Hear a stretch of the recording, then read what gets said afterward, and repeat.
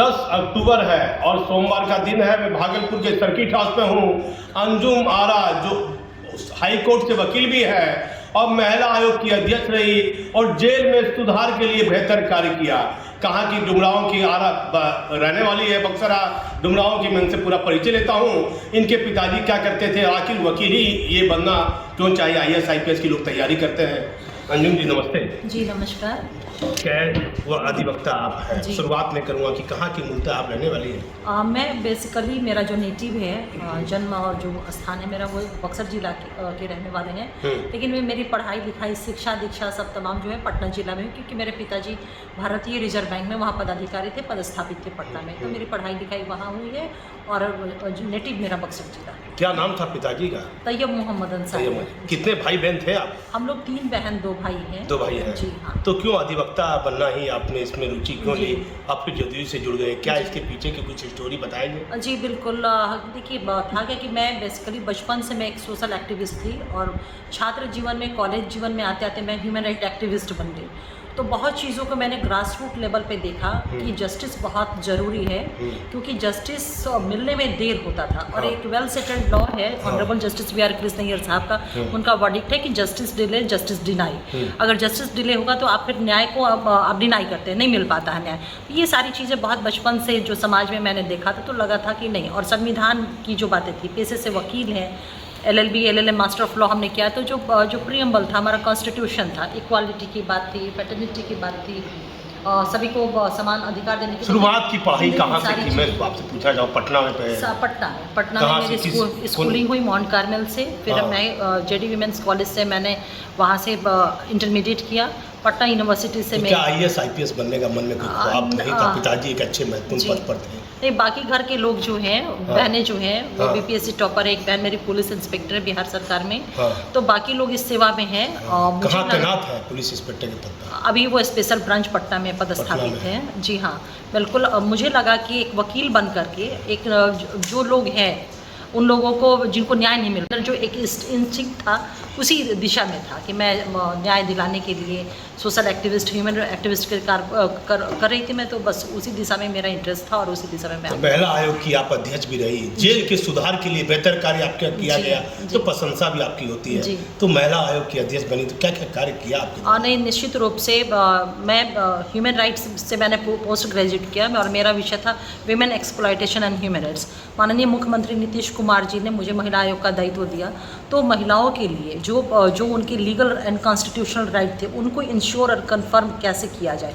क्योंकि विमेन किसी भी कमीशन का जो होता है बॉडी, मतलब जो मकसद होता है वही होता है कि उनके अधिकार और कर्तव्यों को मॉनिटर किया जाए। तो मैंने पूरा प्रयास किया कि जो महिलाओं के उनके संवैधानिक अधिकार हैं, उनके वैधानिक अधिकार हैं, या फिर जो हमारे सरकार के द्वारा जो कार्यक्रम, नीतियाँ, प्रोग्राम्स महिलाओं के सशक्तिकरण के लिए, एम्पावरमेंट के लिए चल रहे हैं, उसको इंश्योर और कंफर्म किया जाए। तो उस दिशा में मैंने पूरा प्रयास किया और मुझे इस बात का कहीं ना कहीं इत्मीनान है कि उस पद पर रहते हुए मैंने बिहार की तमाम महिलाओं को अपना एक बेस्ट देने का मैंने प्रयास किया है। अंजुम जी, आप एक मुस्लिम फैमिली से आते हैं, पिताजी बहुत महत्वपूर्ण पद पर है, बहन भी इंस्पेक्टर है। तो सच बताइएगा, क्या नीतीश कुमार का जो शासन है, क्या मुस्लिम के लिए कुछ बेहतर कार्य नीतीश कुमार ने किया या नहीं?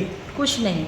अभी तक आज़ादी के बाद से और देश में संविधान निर्माण के बाद से अगर किसी ने वाकई में अल्पसंख्यकों के लिए काम किया, तो मैं दावे के साथ कह सकती हूँ कि राष्ट्रीय स्तर, न सिर्फ बिहार बल्कि राष्ट्रीय स्तर पे सिर्फ और सिर्फ एक ही नाम है, वो नाम है श्री नीतीश कुमार जी। अगर इंटायर स्कीम्स को आप, योजनाओं को उठा करके देखें, हमारे कब्रिस्तान की घेराबंदी किसके कार्यकाल में? उनके कार्यकाल में हुआ। हमारे बच्चों को वजीफ़ा किनके कार्यकाल में? उनके कार्यकाल में हुआ। आज हमारे बच्चों के एक बेहतर मुस्तकबिल के लिए आप देखेंगे किसने काम किया? उन्होंने काम किया। किसी भी हमारे मदरसा के जो टीचर हैं, उन्होंने नीतीश कुमार जी को कभी एक आवेदन नहीं दिया कि 7वां वेतन हमें दीजिए। वो बिना किसी आवेदन, समाज को लेकर के, महिलाओं को लेकर के इतनी संवेदनशीलता कि बिना किसी अर्जी के वो चीज़ों को वो लागू करते हैं। आप देख लीजिए कि अलीगढ़ मुस्लिम यूनिवर्सिटी की बात है। जब हमारी सरकार NDA में आई थी 2017 में, हम पार्ट बने थे, पहली बैठक उन्होंने अखिलेश समाज के लोगों के साथ किया और पहला कैबिनेट में निर्णय हुआ था कि जिस तरह से जनरल स्कूल के बच्चों को वजीफ़ा 10,000 रुपया का दिया जाता है पास करने के बाद, मदरसा के लिए बच्चों को दिया जाए। तो हम इस तरह से देखते हैं कि हमारे नेता नीतीश कुमार जी ने बच्चों को, अक़लियत के बच्चों को मजबूत करने के लिए, शैक्षणिक रूप से मजबूत करने के लिए, उन्हें आर्थिक रूप से मजबूत करने के लिए बहुत सारे मुख्यमंत्री ऋण योजना चल रहे हैं। बहुत सारी स्कीम है, तो हम देख रहे हैं उनको कर रहे हैं। हमारी जो मुस्लिम जो प्रत्याख्या महिलाएं होती हैं जिनको डिवोर्स मिला रहता है, आप देखिए उन लोगों ने अर्जी नहीं दिया था कि 10,000 से 25,000 की वो राशि की जाए, वो स्वतः उन्होंने किया। हुनर रोजगार योजना, ताकि हमारी महिलाएं पाई पाई की मोहताज न रह सके, वो भी पैसा कमा करके समाज में अपना योगदान दे सके, परिवार को अपना योगदान दे सके। और हम फ़ख्र के साथ कह सकते हैं उनके दिए गए कार्यक्रमों और नीतियों के कारण आज हमारी न सिर्फ मुस्लिम समाज की महिलाएं बल्कि तमाम महिलाएं हुनर रोजगार से जुड़ करके, जीविका से जुड़ करके, जो एक एक पैसे की मोहताज हुआ करते थे, आज अपने परिवार को, अपने बच्चों को वो आर्थिक रूप से मजबूत कर करके एक अच्छा भविष्य दे रही हैं। देखिए, अंजुम जी ने एक बेहतर बात कही है कि 7वां वेतन मदरसे के टीचर ने, जो अल्पसंख्यक समाज से जुड़ा मदरसा, उनके टीचर ने आवेदन भी बिहार के मुख्यमंत्री को नहीं दिया था और 7वां वेतन माननीय मुख्यमंत्री ने लागू किया। अब बेहतर काम मदरसे के लिए कर रहे हैं मुख्यमंत्री जी। आरसीपी सिंह लगातार आरोप लगा रहे हैं नीतीश कुमार पर कि मैंने बहुत कुछ उनको सिखाया, मेरे लिए वो कुछ नहीं किए। अचानक आरसीपी सिंह का इस तरह का बयान मुख्यमंत्री के प्रति क्यों आ रहा है? अंजुम जी, आप तो महिला हैं, एक प्रतिष्ठित फैमिली से है, तो क्या कहिएगा आरसीपी सिंह का ये बयान? देखिए, बयान देने के लिए हर कोई, क्योंकि फ्रीडम ऑफ एक्सप्रेशन है इस मुल्क में, संविधान हमें इस चीज़ की आज़ादी देता है। हर कोई अपने अभिव्यक्ति की स्वतंत्रता है, वो अपने अभिव्यक्ति को दे सकता है। लेकिन हम सभी जानते हैं कि हमारे नेता नीतीश कुमार जी ने उन्हें राष्ट्रीय अध्यक्ष बनाया, सांसद वो रहे, राज्यसभा के कैबिनेट मिनिस्टर रहे, तो मुझे नहीं लगता है कि इतने महत्वपूर्ण अब पार्टी में राष्ट्रीय अध्यक्ष के बाद कोई सुपीरियर पद होता है, लास्ट वो एंड होता है। तो इतना उनको सम्मान देने के बावजूद भी अगर इस तरह की बातें आ रही, तो ये मेरे समझ में, मान लीजिए कि आप जदयू में नहीं है, एक सिंपल महिला अधिवक्ता के नाते, क्या आरसीपी सिंह ने नीतीश कुमार के लिए किया, क्या नीतीश कुमार ने आरसीपी सिंह के लिए किया? देखिए, किसके लिए क्या करते हैं वो बहुत ही निहायत ही म्यूचुअल चीज़ें होती हैं। उस पर मुझे लगता है कि बहुत उस पर टिप्पणी या प्रतिक्रिया देना उचित नहीं होता है। लेकिन हम सभी जानते हैं कि माननीय मुख्यमंत्री नीतीश कुमार जी, जिसके अंदर जो कॉम्पिटेंसी है, जिसके अंदर जो योग्यता है, उसको बराबर मौका। भागलपुर में महिलाओं का जदयू में बहुत ज़्यादा कार्यक्रम में रोल नहीं महत्वपूर्ण देखा जाता है, क्या इस पर कहिएगा? महिलाओं का आज जो सम्मेलन था ना, हम लोग के आज जो संवाद था, महिला संवाद था, वो विशेष तौर पे महिलाओं के साथ ही था। और शायद आप वहाँ नहीं थे, आप देखते कि महिलाओं की इतनी मजबूत संख्या थी, इतने वो गर्मजोशी के साथ, इतने जोश के साथ वो उस कार्यक्रम में आई थी। ऑलमोस्ट आपके भागलपुर जिला में जितने भी प्रखंड है, सभी प्रखंड काफ़ी दूर दूर इलाके में था, बहुत महिलाएं ट्रेन से आई हुई थी। तो ये बताइए, उनकी उपस्थिति ही मजबूत उपस्थिति को ही दर्ज कराता है। और नीतीश कुमार जी के प्रति हम लोगों ने जो देखा, उनके प्रति जो समर्पित भाव था महिलाओं के लिए, वाकई में ये बहुत ही डुमरांव से आप चुनाव भी लड़े हैं, कैसा लगा? कितना वोट आपको मिला था चुनाव में? जी, बहुत ही अच्छा एक अनुभव था हम लोगों के लिए। पहली बार असेंबली चुनाव लड़े, हालांकि मैं पार्षद रही हूँ पटना से, लेकिन असेंबली चुनाव ये पहली बार हम लड़े। बहुत ही अच्छा था, लोगों ने अपना प्यार दिया, आशीर्वाद दिया।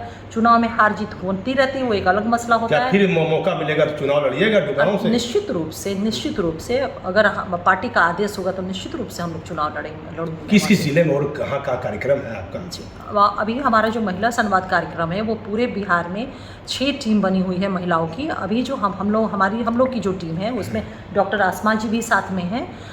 हम लोग को अभी बांका जाना है, लखीसराय, शेखपुरा, मुंगेर और एक और कोई जिला है, और कौन सा? हाँ, जमुई जिला।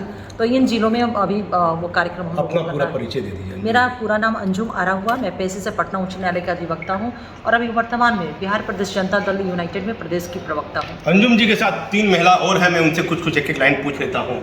आप भी थे भागलपुर के रहने वाले होंगे, क्या नाम हुआ आपका? मैं भागलपुर की रहने वाली हूँ, मैं पटना से आती हूँ। हाँ। मेरा नाम डॉक्टर आसमा परवीन है, प्रदेश महासचिव जनता दल यूनाइटेड हूँ। आज प्रदेश द्वारा निर्देशित जो संवाद कार्यक्रम था सदस्यता अभियान को लेकर, उसके आज कार्यक्रम के लिए हम लोग दोनों पटना से आए थे और आज हम लोग का कार्यक्रम बहुत अच्छा रहा। मैं महिला जदयू जिला अध्यक्ष हूँ भागलपुर, सोनी कुमारी, जिला परिषद सदस्य हूँ खेलगांव से। आपका परिचय दे दीजिए। शालिनी शाह, महानगर अध्यक्ष भागलपुर से। आप देखिए, हमारा पूरा समाचार आप देखिएगा। अंजुम जी महिलाओं के विकास के लिए और जो बिहार जदयू की प्राथमिकता है, बिहार के मुख्यमंत्री ने क्या क्या बेहतर कार्य किया है, उसके लिए पूरे जिले में जा रही है। पूरा इनका समाचार हमारे चैनल पर आप देखते रहिए। मैं भागलपुर से दीपक नौरंगी।